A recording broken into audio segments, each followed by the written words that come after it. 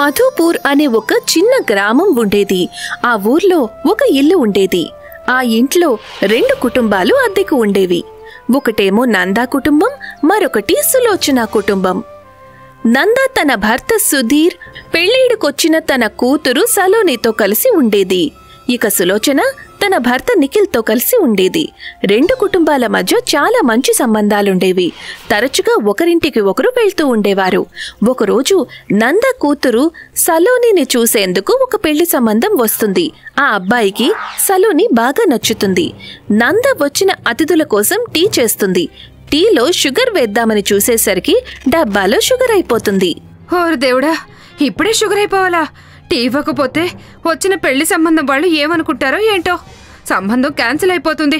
పాపం సలోని. లేదు, సులోచన వదిన దగ్గరికెళ్ళి అడిగి తీసుకొస్తాను. నంద వెనక తలుపు నుండి సులోచన ఇంటికి వెళ్లి ఆమెను కొద్దిగా షుగర్ ఇమ్మని అడుగుతుంది. మా ఇంట్లో కూడా షుగర్ లేదే. లేదా? నిజం చెప్పు వదినా, టీ ఇవ్వకపోతే వచ్చిన పెళ్లి సంబంధం వాళ్ళు ఏమైనా అనుకుంటారు. సంబంధం క్యాన్సిల్ అయిపోతుంది. మా అమ్మాయి సలోని నా తల మీద కూర్చుని డాన్స్ చేస్తుంది. గారాల కూతురు, దాన్ని సంతోష పెట్టాలి కదా. అలాగైతే మా ఇంట్లో స్పూన్ తీసుకెళ్ళు. సులోచన ఒక స్పూన్ తీసుకొచ్చి నందాకి ఇస్తుంది. ఆమె స్పూన్ ఎందుకిచ్చిందో నందాకి అర్థం కాదు. ఈ స్పూన్ని నేనేం చేసుకోవాలి? ఎవరికి చెప్పొద్దు. ఇదొక మాయా స్పూన్. కిచెన్లోకి నీకు అవసరమైన దాన్ని తలుచుకొని ఏదైనా గిన్నెలో 2 సార్లు ఈ స్పూన్ని తిప్పు. నువ్వు కోరుకున్నది స్పూన్లో నుండి వచ్చేస్తుంది. ఏంటి వదినా నువ్వు చెప్పేది? ఇప్పుడు నా టెన్షన్ అంతా పోయింది. థ్యాంక్ యూ వదినా. ఒక్క విషయం జాగ్రత్తగా విను. స్పూన్ని 2 సార్లే తిప్పాలి. ఎక్కువసార్లు తిప్పావనుకో మనం అడిగిన వస్తువులు విషంగా మారిపోతాయి. సరే వదినా, నేను గుర్తుపెట్టుకుంటానులే. ఇక వెళ్తాను. నందా ఇంటికి వెళ్లి షుగర్ని తలుచుకొని స్పూన్ని 2 సార్లు తిప్పుతుంది. వెంటనే మ్యాజిక్ జరుగుతుంది. స్పూన్లో నుండి గిన్నెలోకి షుగర్ పడుతుంది. అరే వా, ఈ స్పూన్ భలే బావుందే. టీ తాగిన అతిథులు సంతోషపడతారు. 2 రోజుల తర్వాత పెళ్లి ముహూర్తం పెట్టుకుని వెళ్తారు. సాయంత్రం సులోచన స్పూన్ తీసుకునేందుకు వస్తుంది. అప్పుడు నందా ఇలా అంటుంది. వదినా, మీకు తెలుసు కదా పెళ్లికి ఎంత ఖర్చవుతుందనేది. ఎంతో మంది వస్తారు. వాళ్ళందరికీ భోజనాలు కూడా పెట్టాలి. మా పరిస్థితి కూడా అంత బాగోలేదు. ఈ స్పూన్ మా దగ్గరుంటే చాలా మద్దతుగా ఉంటుంది. పెళ్ళైపోగానే మీకు తిరిగిచ్చేస్తాను. అందుకు సులోచన ఒప్పుకుని స్పూన్ని వదిలి వెళ్లిపోతుంది. నంద రాత్రంతా స్పూన్ని తిప్పుతూ పెళ్లికి అవసరమైన మొత్తం సరుకులను స్పూన్ నుండి తీసుకుంటుంది. రాత్రికి రాత్రి ఇన్ని సరుకులు ఎక్కడి నుంచి తెచ్చావు? మీ పని మీరు చూసుకోండి. అనవసరంగా కిచెన్లోకి రాకండి. 2 రోజుల తర్వాత సలోని పెళ్లి జరిగిపోతుంది. సలోని అత్తవారింటికి వెళ్లిపోతుంది. సులోచన మళ్లీ స్పూన్ తీసుకునేందుకు వస్తుంది. కాని అప్పటికి నందా బుద్ధి మారిపోతుంది. మీ స్పూన్ని మీకు తప్పకుండా ఇస్తాను. కానీ రేపు మీరు నిఖిల్ గారితో కలిసి టీ తాగడానికి రావాలి. మీరెంత సహాయం చేశారో మాకు. తప్పకుండా టీ తాగేందుకు వస్తారు కదా. తరువాతి రోజు సులోచన తన భర్తతో కలిసి టీ తాగేందుకు నందా ఇంటికి వస్తుంది. వాళ్ల కోసం నందా టీ తయారు చేస్తుంది. టీ చేస్తుండగా ఆమెకి సులోచన అన్న మాటలు గుర్తుకొస్తాయి. ఒక విషయం గుర్తుంచుకో, స్పూన్ని 2 సార్లే తిప్పాలి. ఎక్కువసార్లు తిప్పేవనుకో మనం అడిగిన వస్తువులు విషంగా మారిపోతాయి. ఇప్పుడు స్పూన్ని 2 సార్లు కాదు 3 సార్లు తిప్పుతాను. తర్వాత ఈ మ్యాజిక్ స్పూన్ ఎప్పటికీ నా సొంతం అయిపోతుంది. నందా 3 సార్లు స్పూన్ని తిప్పుతుంది. స్పూన్లో నుండి విషం కలిసిన షుగర్ టీలో పడుతుంది.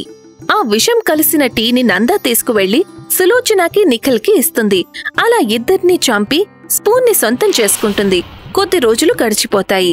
మ్యాజిక్ స్పూన్ సహాయంతో సుధీర్ ప్రతి నెల ఇంటి ఖర్చుల కోసం నందాకిచ్చే డబ్బంతా నందా ఆదా చేస్తుంది. అలా ఆదా చేసిన డబ్బుతో ఒక పని మనిషి పెట్టుకుంటుంది. రోజంతా మహారాణిలాగా పడుకునే ఉంటుంది. ఒకరోజు నందాకి బాగా జ్వరం వస్తుంది. కనీసం కదల్లేకపోతుంది. బెడ్ మీద పడుకుని ఉండగానే ఆమెకు టీ తాగాలనిపిస్తుంది. పని మనిషిని పిలిచి టీ చేయమని చెప్తుంది. ఇంట్లో షుగర్ అయిపోయింది కదా. ఓరు దేవుడా, నీకు మ్యాజిక్ స్పూన్ గురించి చెప్పక తప్పెట్టులేదు. ఏ మ్యాజిక్ స్పూన్? అదేనా మీ దిండి కింద దాచి ఉంచారు? ఇంతకేంటది? నందా తన దిండు కింద నుండి మ్యాజిక్ స్పూన్ని తీసి ఇలా చెప్తుంది. ఎవరికీ చెప్పొద్దు. ఇది ఒక మ్యాజిక్ స్పూన్. కిచెన్లోకి నీకు అవసరమైన దాన్ని తలుచుకుని ఏదైనా గిన్నెలో 2 సార్లు స్పూన్ని తిప్పు. ఆ వస్తువు గిన్నెలో పడిపోతుంది. ఈ రోజు వంట కూడా నువ్వే చేయాలి. అందుకే నీకు ఈ రహస్యం చెప్తున్నాను. తీసుకో, వెళ్ళి టీ చేసుకునిరా. పని మనిషి నంద మాటలు విని ఆశ్చర్యపోతుంది. ఆ మ్యాజిక్ స్పూన్ తీసుకుని వెళ్తుండగా నంద ఆమెకు ఒక విషయం చెప్తుంది. ఇదిగో 2 సార్లు తిప్పాలి. 3 సార్లు తిప్పావనుకో టీలో షుగర్ కాదు, విషం పడుతుంది. పని మనిషి కిచెన్లోకి వెళ్లి షుగర్ని తలుచుకుని స్పూన్ని 2 సార్లు తిప్పుతుంది. స్పూన్లో షుగర్ గిన్నెలో పడుతుంది. అది చూడగానే పని మనిషి బుద్ధి మారిపోతుంది. ఈ స్పూన్ని నా సొంతం చేసుకుంటే ఇంక నేను పని చేయాల్సిన అవసరమే లేదు. ఇప్పుడు ఈ స్పూన్ని 3 సార్లు తిప్పుతాను. ఇక ఈ స్పూన్ నాకు మాత్రమే ఎప్పటికీ సొంతమైపోతుంది. పని మనిషి 3 సార్లు తిప్పుతుంది. ఆ టీలో విషం పడుతుంది. టీ తాగిన నంద ఆయాసపడుతూ ఉంటుంది. నువ్వు స్పూన్ని 3 సార్లు తిప్పావు కదా, నిజం చెప్పు. ఇక ఈ స్పూన్ నాదే. Tata, bye bye. కొద్దిసేపట్లోనే నంద బాధపడుతూ చనిపోతుంది. పని మనిషి మ్యాజిక్ స్పూన్ తీసుకుని పారిపోతుంది. ఒక సర్కస్ కళాకారుడు ఎన్నో ఊళ్ళు తిరుగుతూ ప్రదర్శనలు ఇస్తూ ఉంటాడు.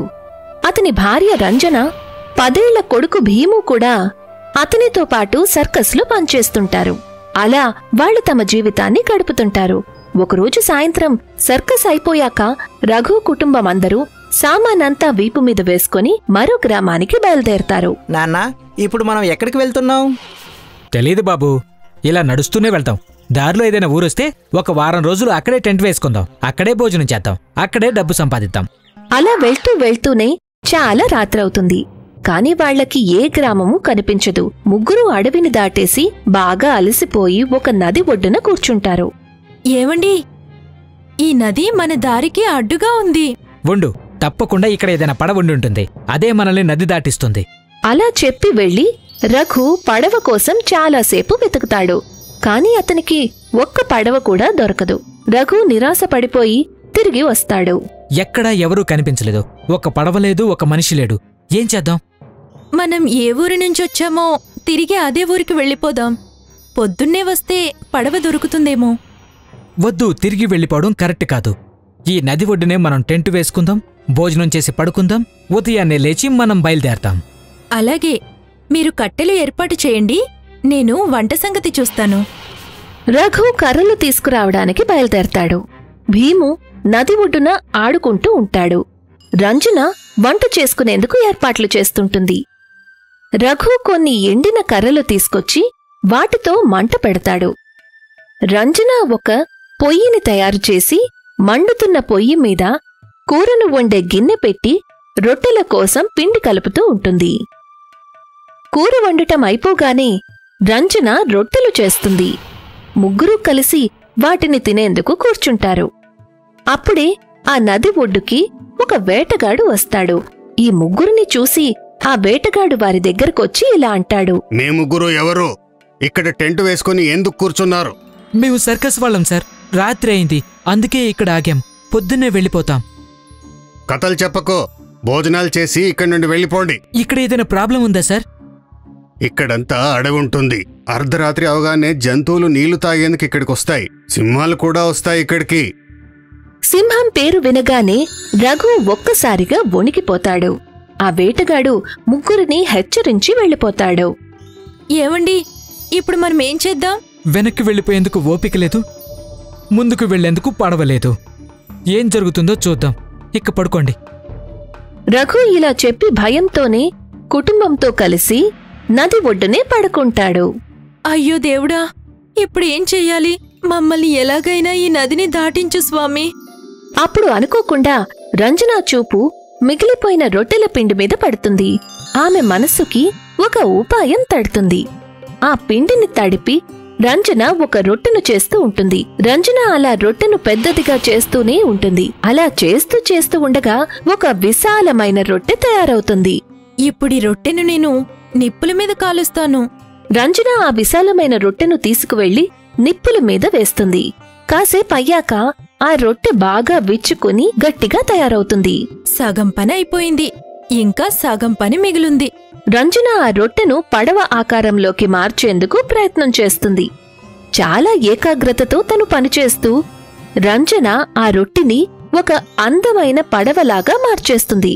పడవ రెడీ అయిపోయింది. ఇక మేమందరం సామానంతా దీంట్లో వేసుకుని హాయిగా నదిని దాటేయొచ్చు.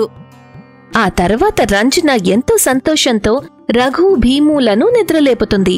ఏవండి లేవండి, భీము నిద్రలేగు, పదండి సామాను సర్దండి, మనం నదిని దాటి అవతలి వైపుకు వెళ్ళిపోదాం. ఆమె మాటలు విని రఘు భీము నిద్రలేస్తారు. ఇద్దరూ కలిసి రంజన వైపు ఆశ్చర్యంగా చూస్తుంటారు. నీకేమైనా పిచ్చా? పడవ లేకుండా మనం నదిని ఎలా దాటగలం? ఎవరన్నారు పడవలేదని? అటు చూడండి. రంజన రొట్టెతో తయారు చేసిన పడవ వైపు చూపిస్తుంది. ఆ పడవ చూసిన రఘు భీము ఆశ్చర్యపోతారు. రొట్టెతో పడవ? దీన్ని నువ్వెలా చేశావు? అప్పుడు హఠాత్తుగా వాళ్లకి సింహం గర్జించడం వినిపిస్తుంది. ఇంకేం మాట్లాడకండి, సింహం వస్తుంది. తొందరగా పడవలోకెక్కి వెళ్ళిపోదాం. ముగ్గురూ కలిసి సామానంతా సర్దుకుని పడవలోకి చేరి పడవని నదిలోకి దింపాక అది నీళ్లల్లో తేలుతూ ఉంటుంది. ముగ్గురూ కలిసి పడవలో కూర్చుంటారు. పడవ నదిలోని నీళ్ల మీద తేలుతూ ముందుకు వెళ్తూ ఉంటుంది.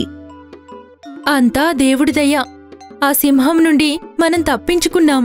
అప్పుడు హఠాత్తుగా ఆ పడవ ఊగుతూ ఉంటుంది. రఘు పడవ కిందకి చూసేసరికి చేపలు రొట్టెని కొరుకుతూ ఉంటాయి. సింహం నుండి తప్పించుకున్నాం, కానీ ఈ చేపల నుండి ఎలా తప్పించుకుందాం? చేపలు కింద నుండి పడవను తినేస్తున్నాయి. అయ్యో దేవుడా, ఇది నా బుర్రకి తట్టనే లేదు. నీళ్లు చాలా ఎక్కువగా ఉన్నాయి, ఇందులో మనం మునిగిపోతాం. అప్పుడు భీము ఇలా అంటాడు. అమ్మా నాన్నా, భయపడకండి, ధైర్యంగా ఉండండి. మిగిలిన రొట్టెల్ని మీరు తీసుకొచ్చారా? వాటితో ఏం చేస్తావు బాబూ? ఇప్పుడు మనం ఆ రొట్టె ముక్కల నీళ్ళల్లో వేసి ఆ చేపల దృష్టిని మార్చుదాం. అవును, భీము కరెక్ట్గా చెప్పాడు. వెంటనే రంజన మిగిలిన రొట్టె ముక్కలను తీసి ఇస్తుంది. ముగ్గురూ కలిసి ఆ రొట్టె ముక్కల్ని నదిలో వేస్తూ ఉంటారు. రొట్టె ముక్కల్ని చూడగానే చేపలు పడవని వదిలేసి నీటి మీదకి వచ్చి ఆ రొట్టె ముక్కలను తింటూ ఉంటాయి. ఆ విధంగా ముగ్గురూ కలిసి ఆ రొట్టె ముక్కల్ని నీటిలో వేస్తూనే వేగంగా ముందుకు వెళ్తూ ఉంటారు. అలా చేస్తూ వెళ్తూ ఉండగానే తెల్లవారిపోతుంది. వాళ్లు ముగ్గురూ రొట్టె పడవ సహాయంతో నది అవతల వైపుకి క్షేమంగా చేరుకుంటారు.